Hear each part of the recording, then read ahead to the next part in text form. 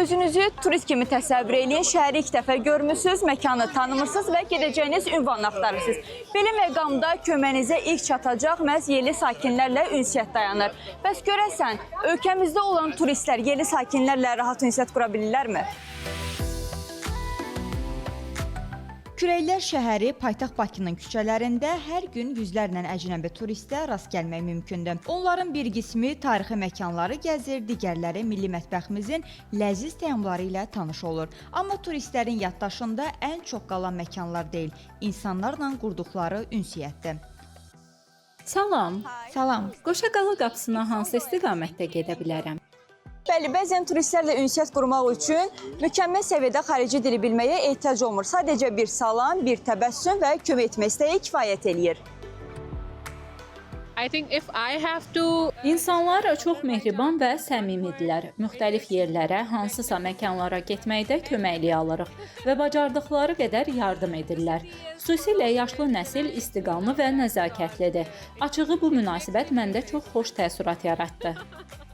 Bəli, insanlar kömək etməyə çalışırlar. Sadəcə fərqli dil məsələsi var. Çünki əksəriyyət ingilis dilini bilmir. Turistlər ölkəyə qonaq kimi gəlirlər, lakin şəhəri daha rahat kəşf etmələri üçün bəzən peşəkar bələdçilərin də köməyinə ehtiyac yaranır.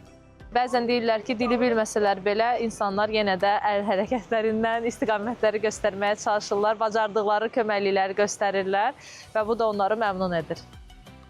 Mütəxəssislər deyirlər ki, turistlərlə ünsiyyət zamanı əsas məsələ nəzakətli davranmaq və qonaqpərvərlik nümayiş etdirməkdir.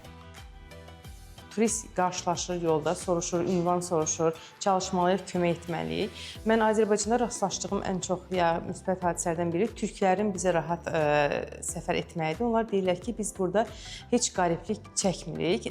Biz birinci dilimizi çox başa düşürlər, ikinci qonaqpərvərdirlər və bu səbəbdən biz burada çox rahatıq. Ona görə Türkiyədən artıq üz tutan turistlərin sayında xeyli artım var.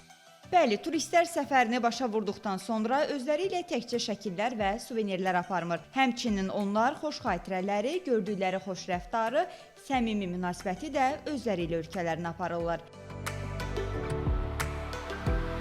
Jalə Gözalova, Sabir Şahbələdov, Teli Səhər.